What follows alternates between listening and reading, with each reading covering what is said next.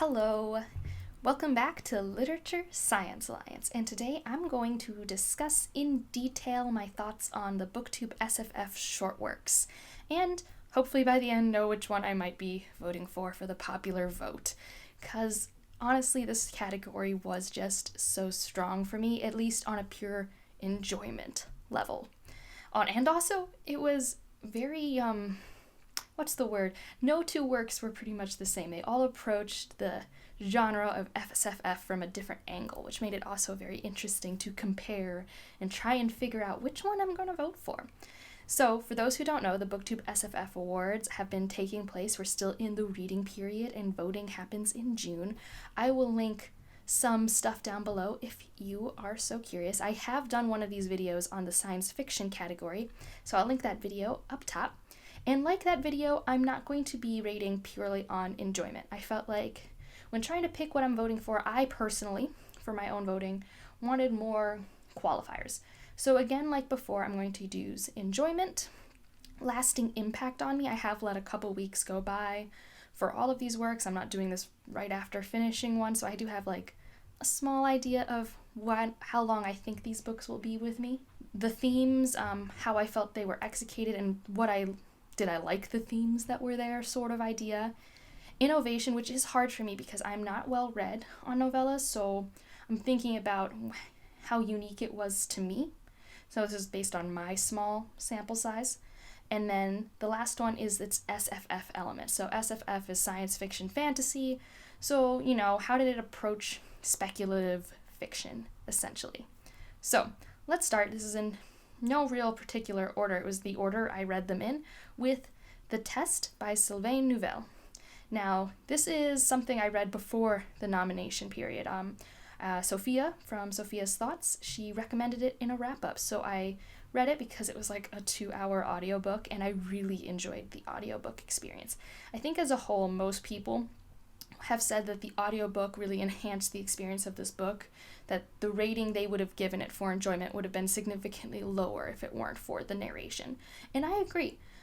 As someone who doesn't read audiobooks often, this was a very great audiobook. So yeah, and I'm not going to go into the synopsis because it's very short, and part of, I think, the fun or the enjoyment factor is not knowing what you're getting into.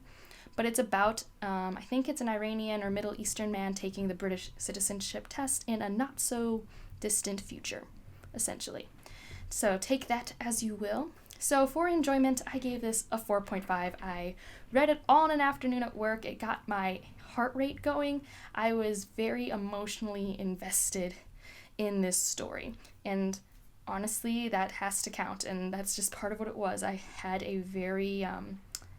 It was a very impactful moment when I finished this book. I just was very wrapped up in it for the 3 hours on and off. I was, consuming this work. So yeah, that is my enjoyment. Now, as for impact, I would say it doesn't have a lasting impact on me. I would say it's like, I'll show a curve here. It's like an exponential decline. So I started off thinking about it a lot for a few weeks, and now, being further away from it, I've read other works that have explored some of their themes in, I think, a more lasting way for me. It's fine. That doesn't mean it's bad. It's just I gave that like a 2. It was not very, impactful in the long term. Now, its SFF elements I can't really go into without spoilers, but it's very similar to how SFF is explored in Black Mirror. So, that's been done in the Twilight Zone and Black Mirror, like that type of thing. So I just said it was, an average use of those SFF elements. It's not anything particularly scientifically futuristic based or anything particularly fantastical, but it is still in the genre. And as for innovation, I also gave it 3 stars because, like I said, this isn't a different way to approach science fiction. People have been writing these, there have been 2 different TV shows that are widely popular where it takes, the everyday world, slightly twists it, and that's, the SFF story. So just gave it a 3 for that. And as for themes, like I said, I did really like the themes in it, where it approaches xenophobia. And also, it's so hard to talk about the themes without spoiling it, but it also talks about morality and the compromises you make within yourself. And I thought both of these were done pretty well. I didn't have large complaints. I know some people wanted it to be own voices. I know some people thought it was very cliche, but I thought it got its points across, and I didn't mind the execution. I thought it made it... I think there's nothing wrong with being concise in how you portray a thought, and I felt like this was maybe, sometimes some people could say hammered down too hard, but I was fine with it. I had no strong complaints, so I gave that 4 stars, which meant as I averaged all these numbers, it got a 3.3. So that's The Test by Slyvain Neuvel. Now remember, I did give it 4.5 for enjoyment. I'm just trying to be more critical as I'm looking into these works. So the next one I read was To Be Taught If Fortunate by Becky Chambers. This is a story about these space scientist explorers, and they have to write a message back to Earth asking them a question. But before they ask this question, they want to tell them, the people on Earth, their story. And I really enjoyed this. I gave it a 4. The writing style of Becky Chambers, if it works for you, it really works. It's just very pleasant. I enjoyed the plot. I enjoyed that it was short because I do think it was the appropriate length for the story being told. So it was a 4. It was very enjoyable for the time I read it. I would have been a 4.5 if it weren't for there's 3 parts. There's this middle part that I thought went on a little too long, even though it kind of got its point across. I'm torn about it, but it did impact my enjoyment, so it's a 4. In terms of impact, this is an average impact book. Essentially, it will be in my brain for a while, but I can tell probably in a year or so it won't be there anymore. It's not as steep of a decline as The Test, but I don't see it staying around for more than an average book for me. And in terms of its SFF elements, they're strong. Scientific exploration in space. It was just, as a scientist, I really, really enjoyed how there's discovery for discovery's sake. That type of message was great, and I just thought it was a good way of doing space travel. It's like getting to read or watch Alien and Aliens without there being catastrophes. You get to see them actually fulfill their mission, which I really appreciated. So I gave that a 4. Now, as for innovation, I thought this was just an average novella. It didn't do anything outstandingly different for me. This also just felt like a shorter Becky Chambers book. So in terms of the body of work I've read by her, it wasn't very different than my experience with her first Wayfarer books. So like I said, just average, so a 3. Now, I kind of already talked about this in SFF elements, but the themes that resonated with me were the ethics of discovery, science for science sake. I just loved them, and I thought they were done so well. They reminded me why I'm in science, so I gave that a 5. Compiling that all together, it is a 3.8, so just hedging out The Test a bit. So even though I enjoyed The Test more, so far, To Be Taught If Fortunate is winning. Now, the last one on the list, and maybe the hardest one for me to figure out how to rate, is This Is How You Lose the Time War by El-Mohtar and Max Gladstone. This is a story about 2 agents in a time war who are on opposite sides who become pen pals, essentially. And it's weird. It's very literary, abstract. It's more of a romance than a science fiction story, but I loved it. I gave it 5 stars. It was beautiful. I almost cried, which I just don't cry often, but I had emotions. So yeah, and I enjoyed my experience reading this one.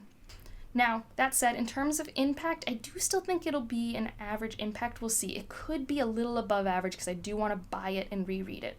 So typically, if I want to reread it, it means it'll have a longer impact because I will read it again. So originally I put this down as a 3, but I think it could be a 3.5 or a 4. Only time will tell.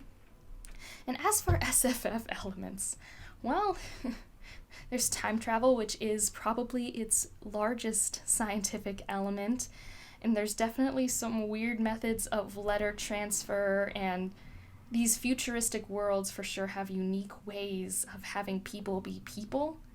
So yeah, the world building is kind of abstract, but it's for sure there. So I gave it a 3.5 because I thought they were pretty strong, but not as strong as they could be. Like I said, I felt this was more of a romance than a science fiction. And then in terms of innovation, I gave this a 5. I have never read anything like this personally. I'm sure it's not unique to have two authors working on a story, but the fact that each character was written by a different author was so cool. I thought that the world building, I've never seen a world like this.